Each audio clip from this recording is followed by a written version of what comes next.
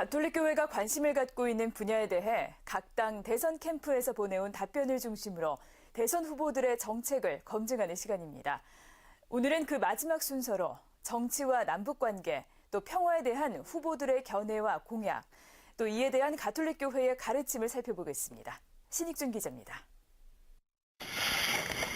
먼저 사드 배치와 관련해 가톨릭교회는 지난해 7월 발표한 성명을 통해 반대 입장을 분명히 했습니다.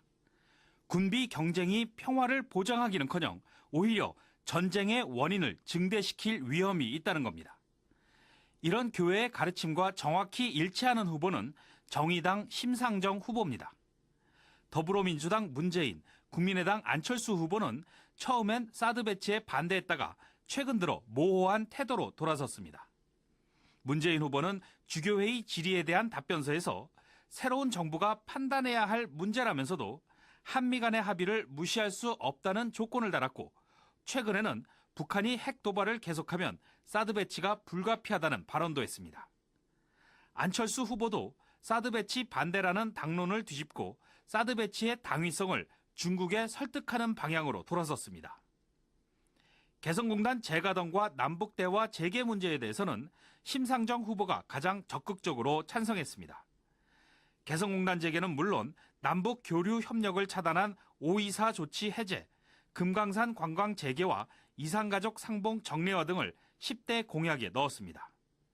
문재인 후보는 튼튼한 안보와 국제 공조의 틀 속에서 남북 간 대화와 교류를 재개하겠다는 뜻을 밝혔고, 안철수 후보는 대북 제재를 지속하면서도 대화와 협상을 모색하겠다고 공약했습니다. 반면 자유한국당 홍준표, 바른정당 유승민 후보는 대북 압박 기조를 이어가겠다는 뜻을 고수했습니다.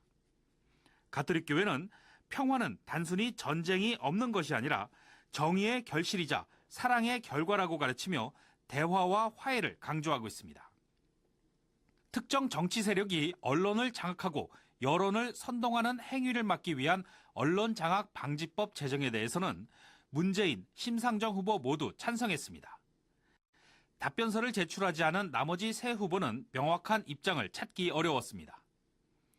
한국사 국정교과서 폐기에 대해서는 문재인, 심상정 후보 모두 찬성했고, 안철수 후보도 여러 차례 국정교과서 전면 폐기를 주장했습니다.